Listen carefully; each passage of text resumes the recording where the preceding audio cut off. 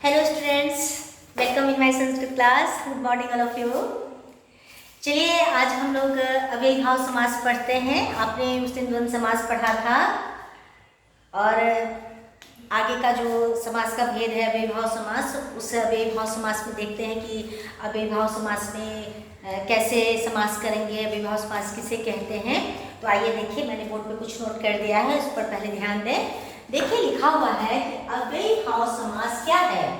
तो इस समास का पूर्व पद अव्यय होता है और उसी अव्यय पद की प्रधानता होती है। तो देखना यह है कि अव्ययीभाव समास में जो सामासिक शब्द हमारे पास आएंगे, उन सामासिक शब्दों का जो पहला पूर्व पद होगा वह अव्यय होगा।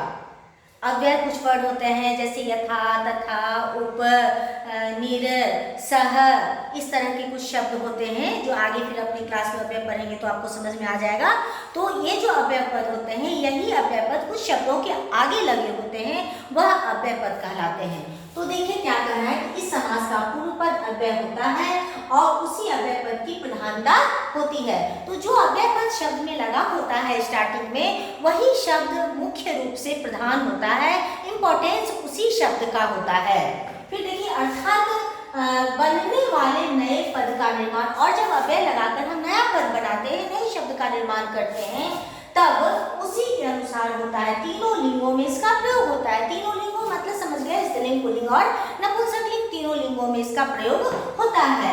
तो उसके बाद कह रहे हैं ये अव्यय है, मतलब कौन से अव्यय? तो बहुत सारे हैं, लेकिन अव्ययीभाव समास में जो अव्यय पद आपको पढ़ना है, उन अव्यय पदों को हमने यहाँ पर नोट कर दिया है, लिख दिया है। देखिए कौन कौन से अव्यय पद है। तो उप है, यथा है, सौ को ही सह भी बोलते हैं, निर है, निर को निस भी बोलते हैं, और प्रति है और अनु है। क्या क्या है? उप, यथा, सह, निर, प्रति और अनु। अब ध्यान देने योग्य बात यहाँ पर यह है कि जो भी ये अव्यय पद हैं, उन अव्यय पद का अपना एक शाब्दिक अर्थ होता है, जो आगे हम पढ़ेंगे तो हम आपको बताएंगे कि शाब्दिक अर्थ उनका क्या होता है, और उन अव्यय पदों के बदले कोई और अन्य पद हमको लिखना होगा जो यहाँ पर है। अब देखिए क्या है।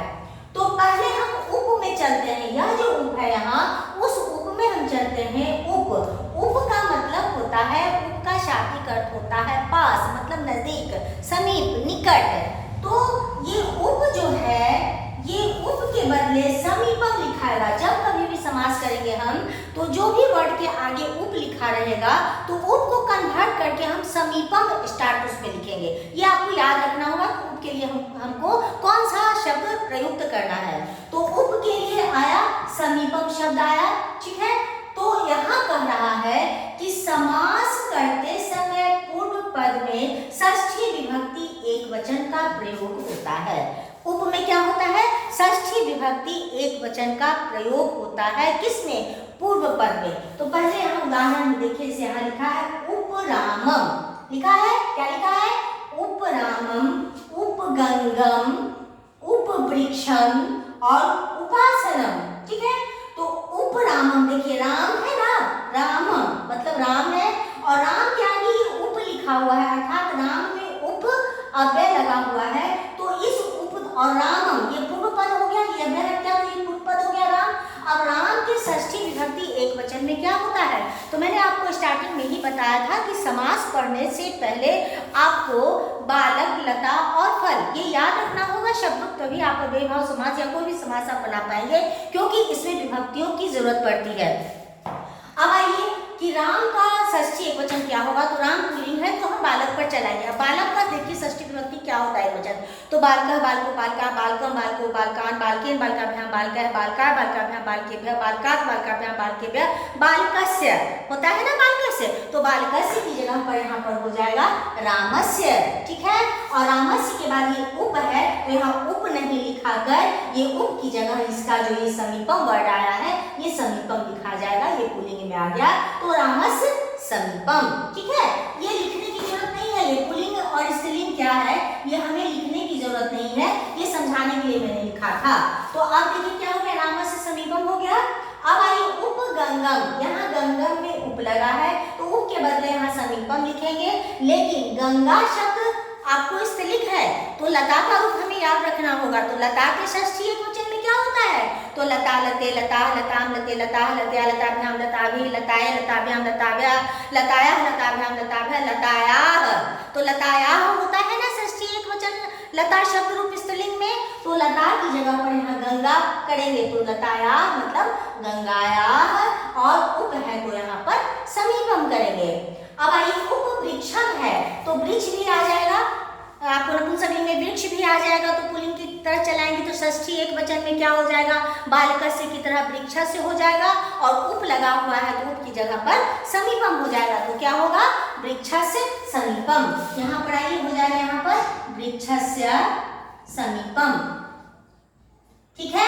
अब आइए उपासनम। उप और आसनम। आसनम मतलब बैठने का जो आसन होता है उसको आसनम कहते हैं। तो उप आसनम हो गया तो आसन हो गया षष्ठी एकवचन में, फिर वही हो जाएगा बालकस्य की तरह आसनस्य, और उप है तो समीपम, आसनस्य समीपम। यहाँ कर दीजिए आसनस्य समीपम, कर दिया आपने। अब सेकेंड में आइए यथा।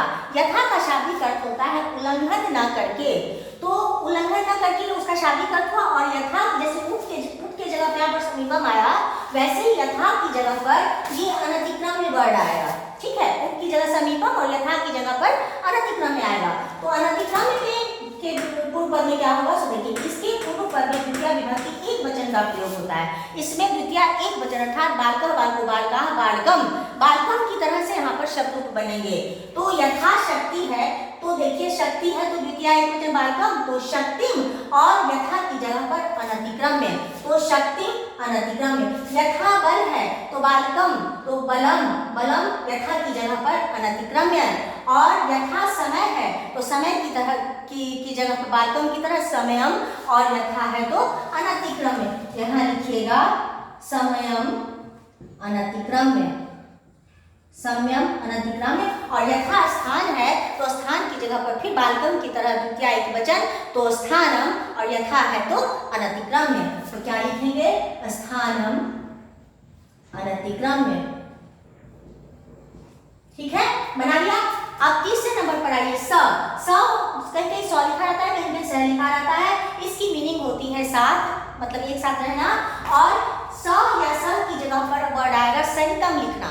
जैसे उप की जगह आपने समीपम लिखा, यथा की जगह आपने अनतिक्रम में लिखा, वैसे स की जगह पे हमें लिखना है सहितम। तो सहितम के में देखिए इसके पूर्व पद में तृतीय विभक्ति एक वचन का प्रयोग होता है, और सहितम में क्या होता है? तृतीय एक वचन का प्रयोग होता है, अर्थात बालका बालको बालकाः बालकम बालको बालकान् बालकेन। तो तृतीय एक वचन बालकेन होगा तो बालकेन की तरह रूप चलेगा। तो स रामम है तो रामेन, बालकेन की जगह रामेन, और स है तो स की जगह पर हमें सहितम का प्रयोग किया है, तो रामेन सहितम। फिर स चित्रम है तो चित्रम में बालकेन की तरह चित्रेन, और स की जगह पर सहितम तो चित्रेन सहितम। स हृदयम तो हृदय की जगह पर फिर तृतीय एक वचन, तो हृदयेन, हृदयेन सहितम, सह की जगह पर सहितम। ठीक है। और फिर शरीरम है तो शरीरम के जगह पर भी क्या होगा? ये तृतीय एक वचन, तो बालकेन की तरह शरीरेन, स की जगह पर सहितम, शरीरेन सहितम। यहाँ देखिए शरीरेन सहितम। ठीक है, हो गया। सो समझ गए। फिर से बार बार इसको देखिएगा, समझिएगा, कॉपी में नोट कर लीजिएगा, बार बार पढ़िएगा, बार बार देखिएगा, जो मैंने आपको बताया मेरी कही हुई बात सुनिएगा, अपने आप समझ में आ जाएगा। अब रह गया ये आपने खूब पढ़ा, यथा पढ़ा, स पढ़ा, निर, प्रति और अनु रह गया, आपका 3 रह गया। ये हम लोग कल करेंगे इस क्लास को, और जो आज आपने पढ़ा उसको फिर से पढ़ना है, फिर से याद करना है, कॉपी में लिखना है। आगे के क्लास में जो रह गया है वो तीनों मैं आपको बता दूंगी। तब तक के लिए बाय, थैंक्स।